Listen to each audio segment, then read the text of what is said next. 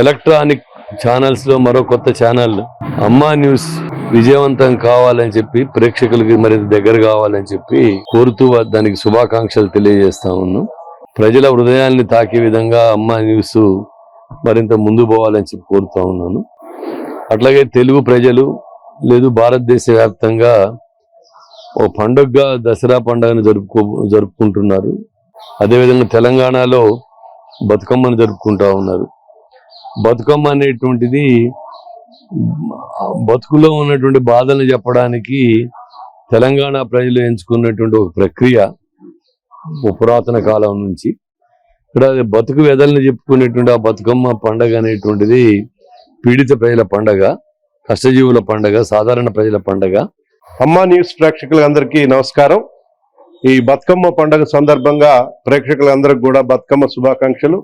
ఈ బతుకమ్మ సందర్భంగా తెలంగాణ సంస్కృతి సాంప్రదాయాల్ని ప్రతిబింబించేటువంటి బతుకమ్మ పండుగ ముఖ్యంగా మహిళల పండుగ. ఇది మహిళా మనులందరికీ కూడా బతుకమ్మ శుభాకాంక్షలు. అదేవిధంగా దసరా ప్రేక్షకులందరికీ కూడా దసరా శుభాకాంక్షలు తెలియజేస్తున్నాం. ఈ తెలంగాణ రాష్ట్రంలో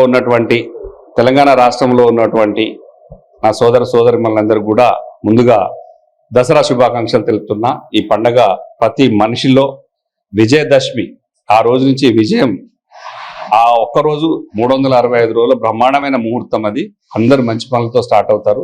ఈ విజయదశమి శుభాకాంక్షలు ప్రతి ఒక్కరికి నా మనస్ఫూర్తిగా అనిపిస్తుంది. Thank you. ప్రజలకు మరియు ప్రజాప్రతినిధులకు మరియు మా పోలీసు వారికి ఎప్పటికప్పుడు న్యూస్ అందిస్తున్న అమ్మా న్యూస్ యాజమాన్యానికి మరియు వారి సిబ్బందికి బతుకమ్మ మరియు దసరా శుభాకాంక్షలు.